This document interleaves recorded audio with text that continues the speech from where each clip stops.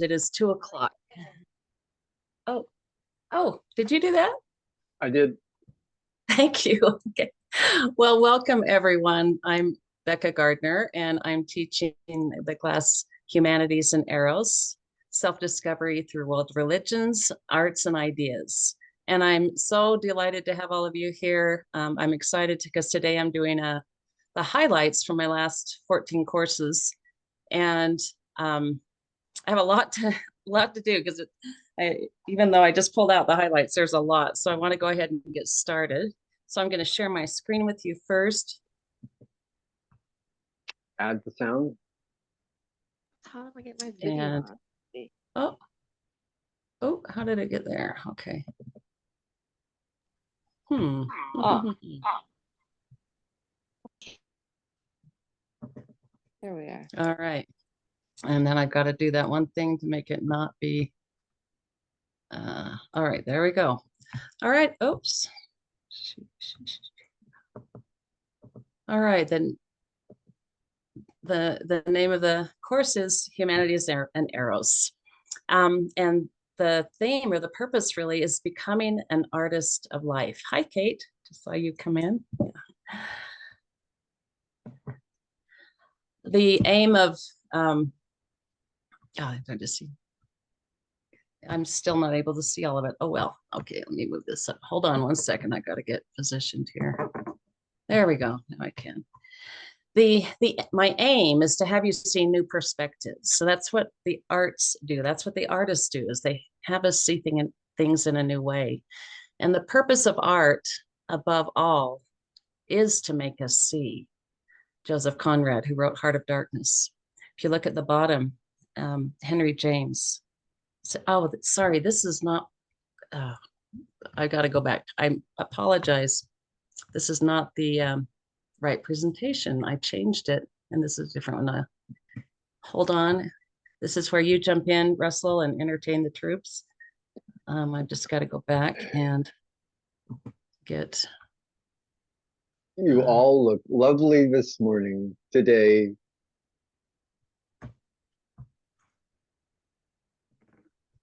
This is the one. Okay, we got it. Yeah, I did some tweaks. If you look, so I'll just jump right back in. Thanks, Russell. The real voyage of discovery consists not in seeking new landscapes, but in having new eyes. That's Marcel Proust, also a writer. It is these new eyes that are important for us to have, to be able to see without the filters that we carry with us. And there's a way of being to be on this creative path. If you can keep the mind turned on to whatever comes into your field, everything becomes beautiful. That's the way of being that we're looking for. And that's from Nicole Dedon. Henry James said this to one of his student writers that he was mentoring. Try to be a person on whom nothing is lost. I'm going to back up. Russell Schweikart is a great example of someone who got a new perspective in the most profound way. He actually got to leave the world, leave the earth, and see it from space. And the astronauts are usually so, single focused on their mission, but he had 5 minutes outside of the spaceship where the camera broke, and they said, hey, just hang out there for a bit. And he said, I had nothing to do. And there was that silence and that darkness and that little marble out there. And he said, I just thought, wow, I'm the sensing organism for all of humanity right now. And he took it in, and it's worth watching again on YouTube. If you haven't seen it already, I'm not going to take the time now, but I want to write what he reflected on later. And I've got to move this just a second. My words are covered up by your beautiful faces. There we go. And he said, and you realize that on that small spot, that little blue and white thing is everything that means anything to you. All love, tears, joy, games, all of it on that little spot out there that you can cover with your thumb, you know, how you can do that. And you realize from that perspective that you've changed. That is being a person upon whom nothing is lost. It changed him. He allowed it to change him. He took it all in.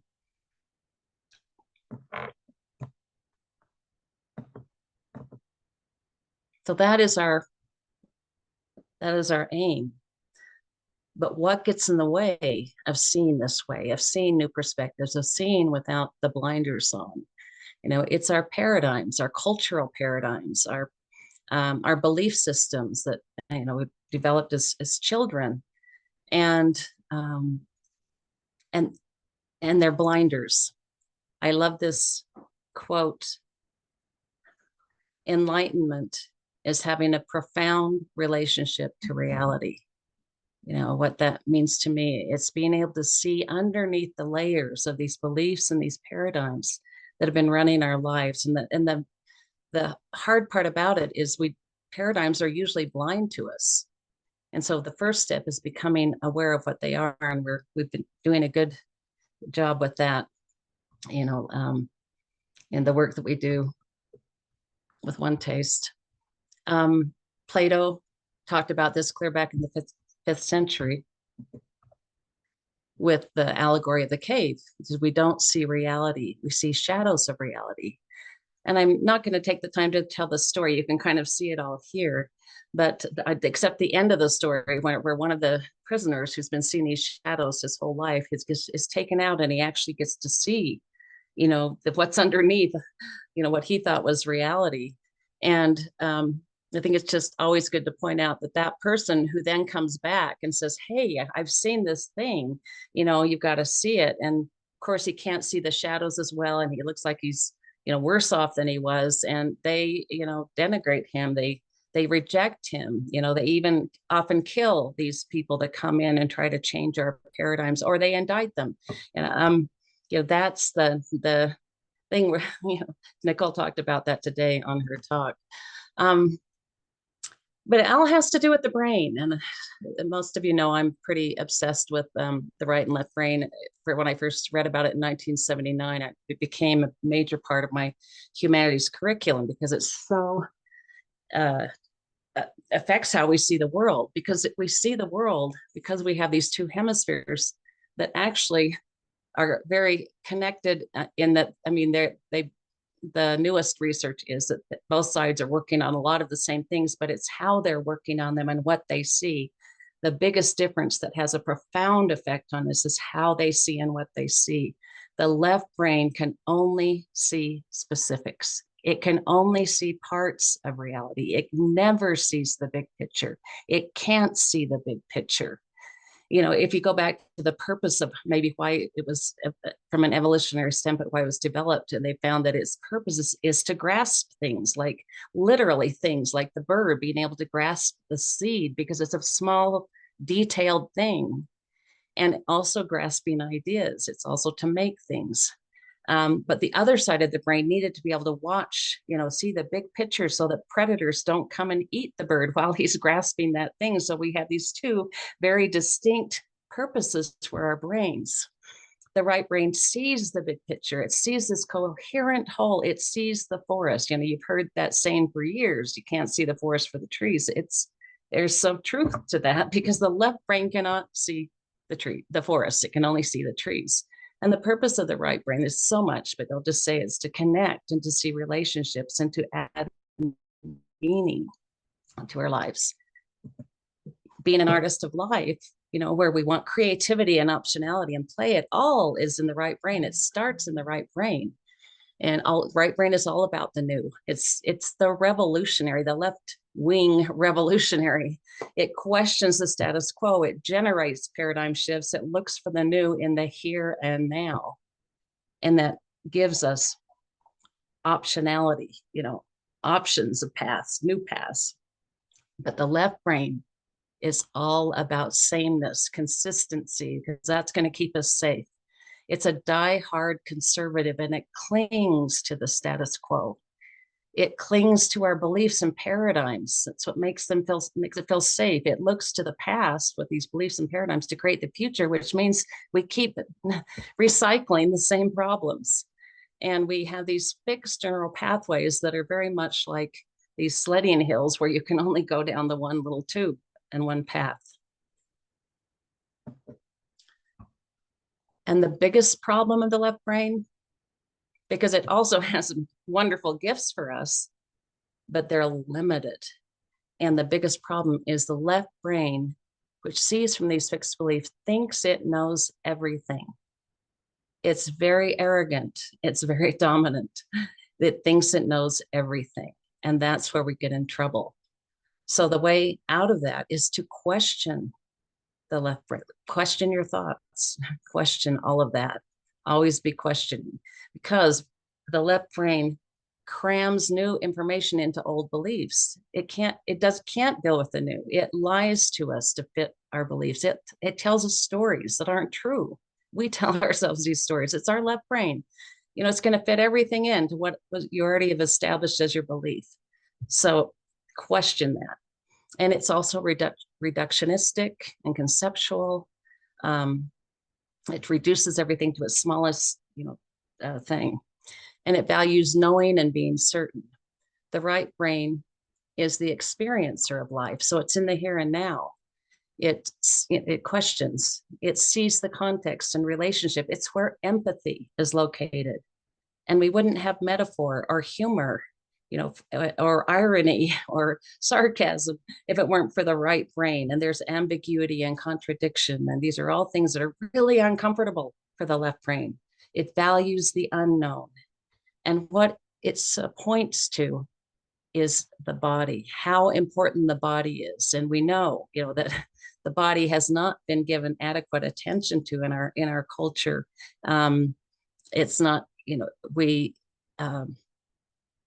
being able to, the left brain's a dictator, and it dominates. And it's because it has speech and it does do all the talking, and the right brain is mute, but it does have language. The language is the body. The language is the senses. So attending to the body is so important. And in the culture, again, it's not something that most people give adequate attention to. And it really is, it's where all of our wisdom is. It's in the body.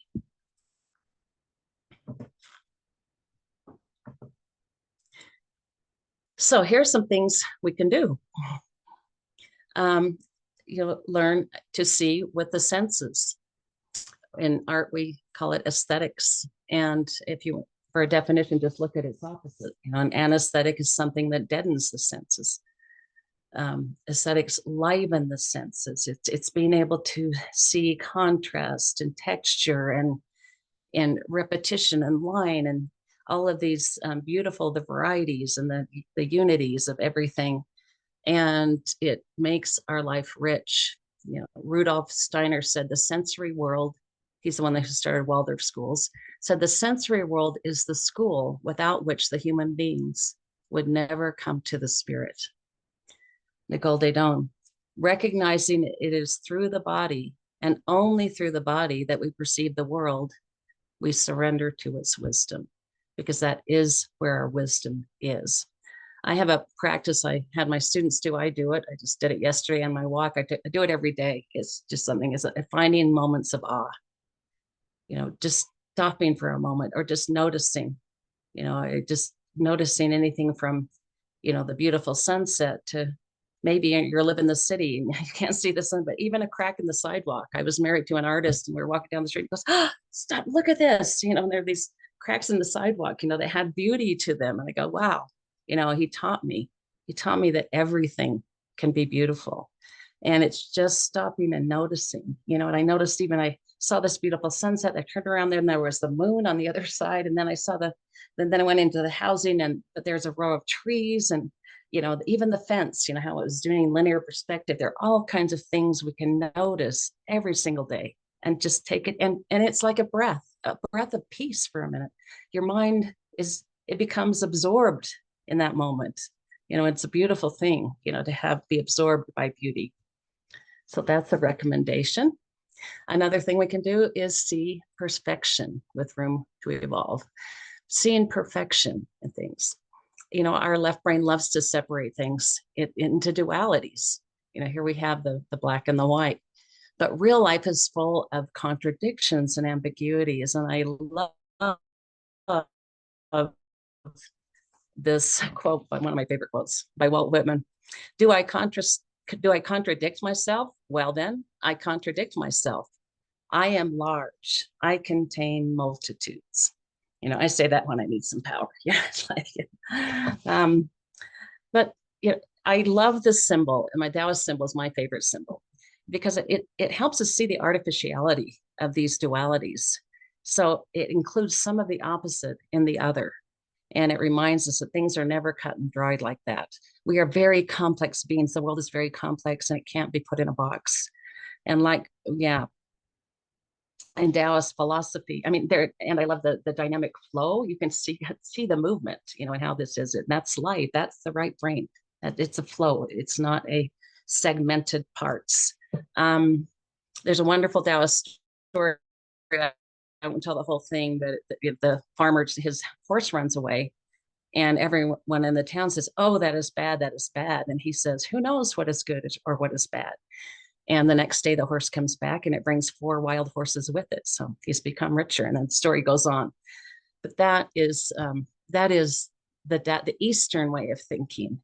To go from this either or world to an and world that is wholeness, mind and body, love and heartbreak, masculine and feminine, above and below. It's inclusive. The right brain is inclusive.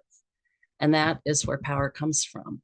I was given this quote a long time ago. I don't know who said it. Power is a function of what you can include, not what you can exclude.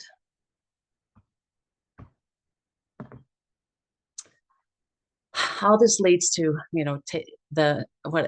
how really to be an artist is to take risks and being willing to step into the unknown, which is that right brain. Another favorite poem of mine, I'll just do the 3 lines of it, is by Lawrence Ferlinghetti. He says, "The poet, like an acrobat, climbs on rhyme to a high wire of his own making." And some of you might know about this or remember when Philippe Petit walked between the Twin Towers. I'm going to stop sharing for a minute because I think I forgot to press the sound thing. Hold on. Just got to check. I didn't. Okay, there we go. Back here. Oh, I'll just open that. All right. And I wanted to share with you. It's just too good, no matter how many times you've seen it. I saw his face changing. He was very tense, and all of a sudden there was something like a relief in him. And from that time I thought, that's it. He's secure, it's good. And wow, that's...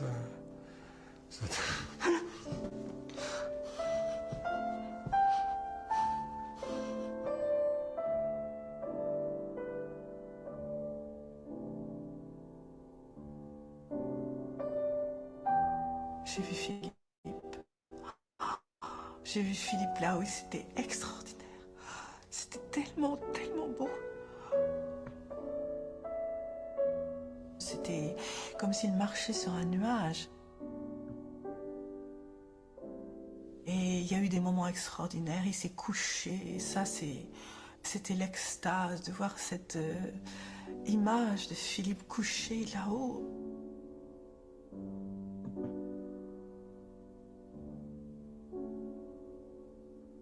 Et puis l'autre moment très très fort, c'est quand il vous souhaiterait. C'était tellement beau. Et quand il s'est agenouillé, il y a un moment où il s'est agenouillé et il a salué.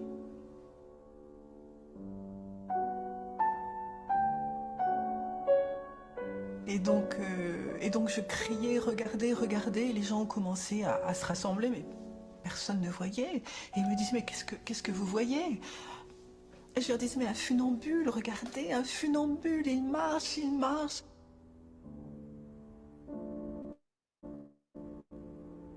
I sit down on the wire in one of my crossing, and I did something that amazed people. I actually look all the way down to look at something that I will never in my life see again.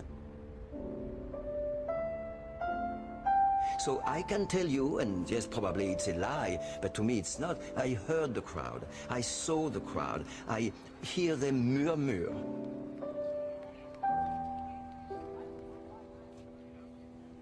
Beyond anything you could ever imagine. It's just mind-boggling. The awe of the event and the overwhelming largeness of the scale of the situation took my mind into a place where I really wasn't that concerned about him. It was magical. It was just profound.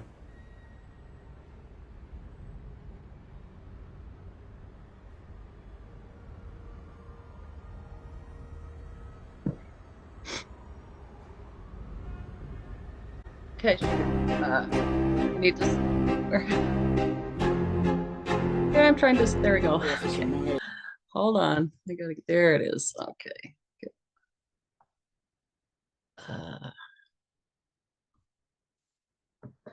9 minutes. Thank you. All right.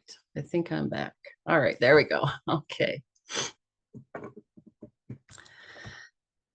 That kind of leads us to the hero's journey, or I call it the transformation cycle or the learning cycle, because we go through this every time we really learn something profound in our lives. And it is about going from this comfort world, the known world, into the unknown world.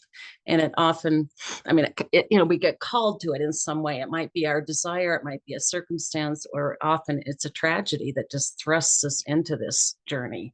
And we often have a mentor, and we go down into that kind of helps us get down there. And then we need to have that mentor go away, because this is our world, our challenge, our initiation. I love that word. This is our initiation. We got to go through these trials. And when we, on the other side, is transformation, is new knowledge, usually about ourselves. It's a rebirth.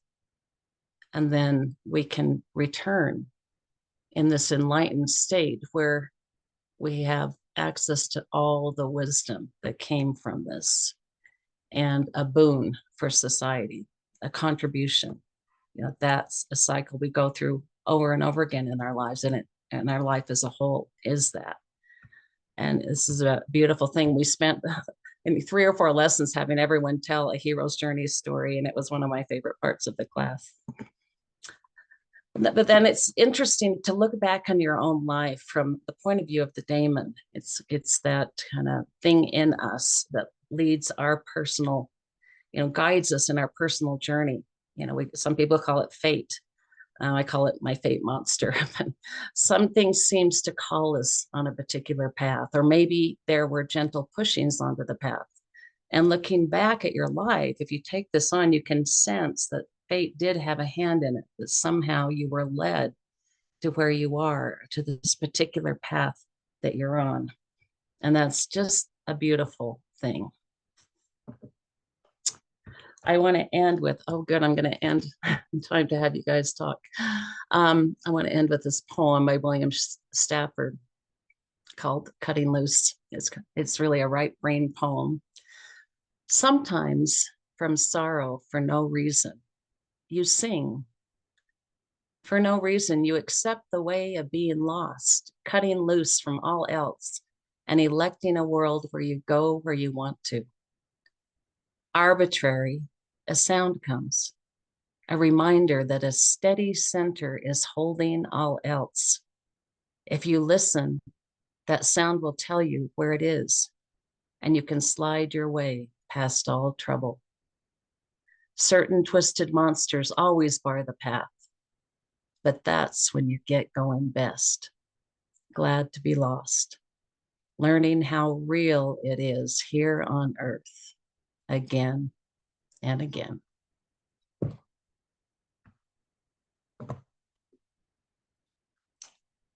All right, thank you.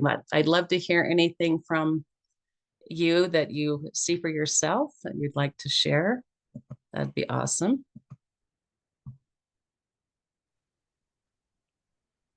Hey, thank you. I've seen that Man on Wire, but I haven't seen it for a long time, and it absolutely takes the breath out of your lungs every time you see it. And then I loved that. I always like how you present the hero's journey. It's always got something different every time, even though it was really quick. And this time it's like I heard like the twisted monster right from the end. It was as if that was part of the hero's journey. And the whole time you were reading that poem, I was seeing the guy on the Man on Wire, and yeah, I'm just like, wow, he was really facing his monster, you know, or like facing probably the same monster that so many of us are scared of. And yeah, it's just really lovely to be reminded there are people out there like every day, like facing their fear. I can be, you know, hiding under my duvet, but there's people out there facing it. So thank you. Oh, so beautiful. Thank you, Kate. I can't, I cry every time I see that. I don't just, it just moves me so much. Thank you. I love that. Anyone else want to jump in? Hi, Becca. Can you hear me? Oh, there's Melody. Hi. Hi. I just want to, I was watching your face as you played that Man on Wire video clip, and I was just watching like how the tears were coming out of your eyes, and then feeling your transmission in that is really what I felt when I watched that. Thank you. Thank you. Thank you. Thanks for seeing me. Yeah, yeah. I can't see everything. Quick Oh, comment here. Harold. Yeah, listen, it's low 20s here, if at that. And someone's making an awful lot of noise behind me too. No, it's a duality. It's like all of these insights, you know, that you feel your way into something like less duality or non-duality, but this is so fleeting. You know, it's like I can't carry non-duality into the binary world, you know, red light, green light. There's maybe a yellow in between for a very short period. I'm just surprised that I, as a normal Homo sapiens, I need to constantly be reminded and re-experience some of these things, and they're so fleeting to hold on to. And, you know, I'm not quite sure what brain science has to say about that one, but it certainly feels that way. Yeah, I hear you. That's why we have to keep reminding each other over and over again. Yeah, it does seem fleeting to hold. It's hard, you know. I'm 71 years old. I thought I'd have it down by now, you know. You know, it's just a constant practice. You know, thanks, Harold. Anyone else?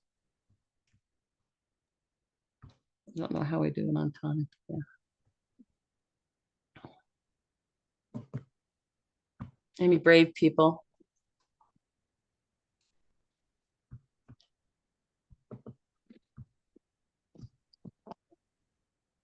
Or you could take a risk. There you go. Was that you, Lisa? Did you ever hand up? Yes.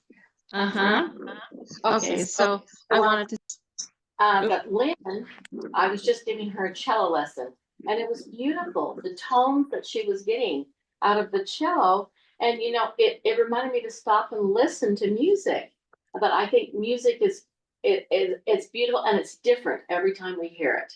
So it evokes different emotions in us. Oh, yes.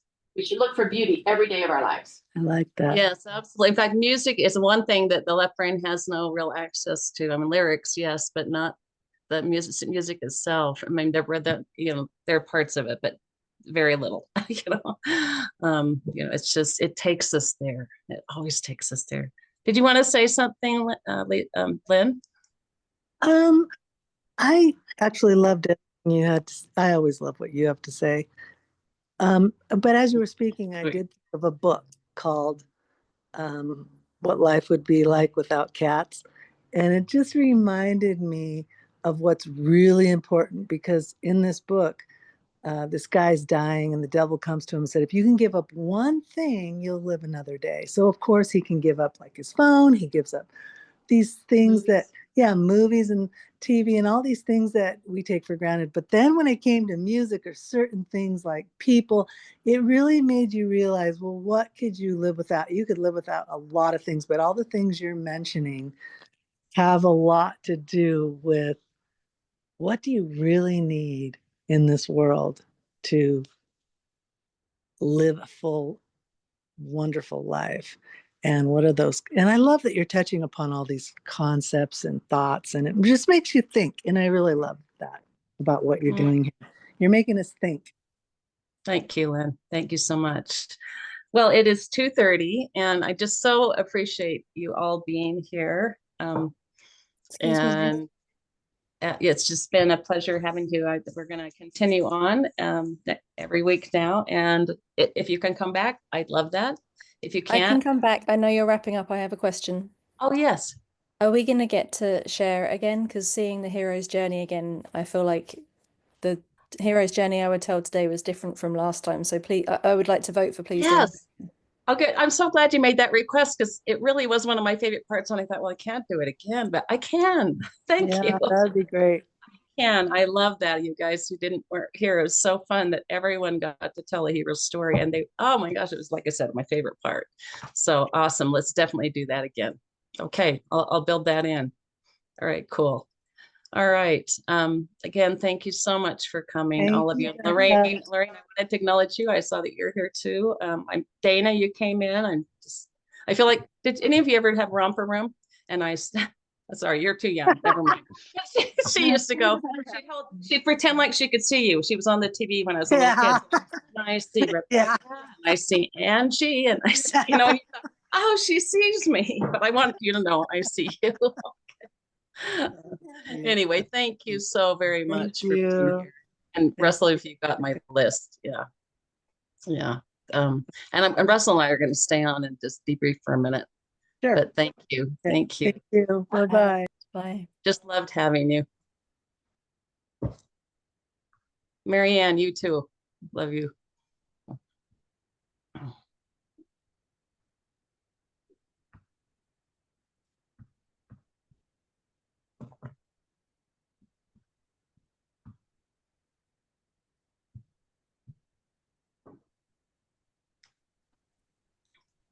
That was great, Becca. Good to see you. Oh, good to see your face. Thanks, Marianne. That was so fun to have you come. I thought she's not going to want, I think you were there for my presentation. I thought she's not going to want to come again. Yeah. Well, I love what you do. So Yeah, thank you. I just appreciate so much of being here. I love you. Yeah. good to see you. Bye. Bye. And Harold's still here. Lisa. See you guys.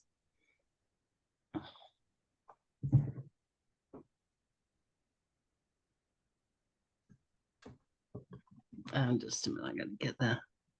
Did you get a picture of everyone that was here?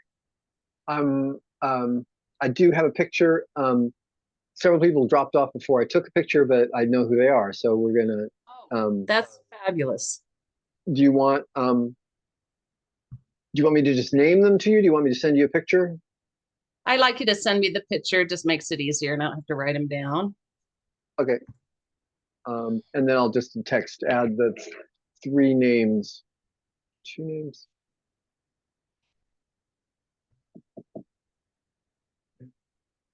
No, I think that was everybody. Okay. I'll send you the picture. Well, that was fun. There might be one person I'm missing, but I don't. You can use your own head too. Actually, name them to me and let me see. Go ahead and name them. I'm not going to write them down though. I'll just wait for your thing. But name them if you can, and I might be able to think of it right now. Me, Kate, Melody. It says Anitra, but you've been calling her Lynn. Yeah, her name's Lynn, but either name works. Lisa, Marianne, Diana, Harold, Lorraine, Dana,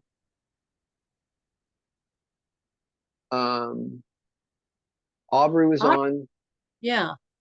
And Rachel was on. And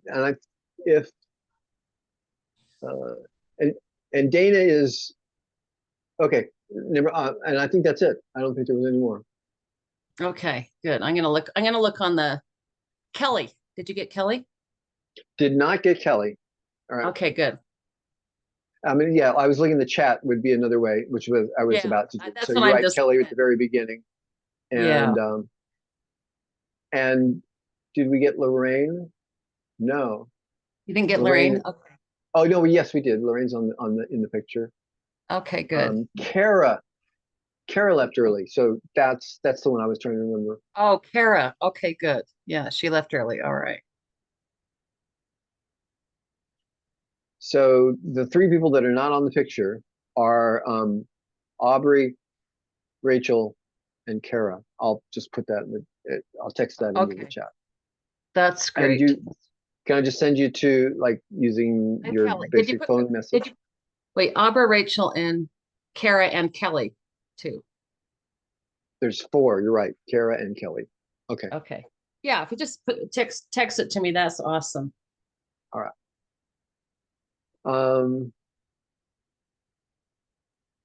I did a little bit of debriefing. I let the video go until because I didn't want to interrupt it, so that's why at 10 minutes I didn't interrupt you.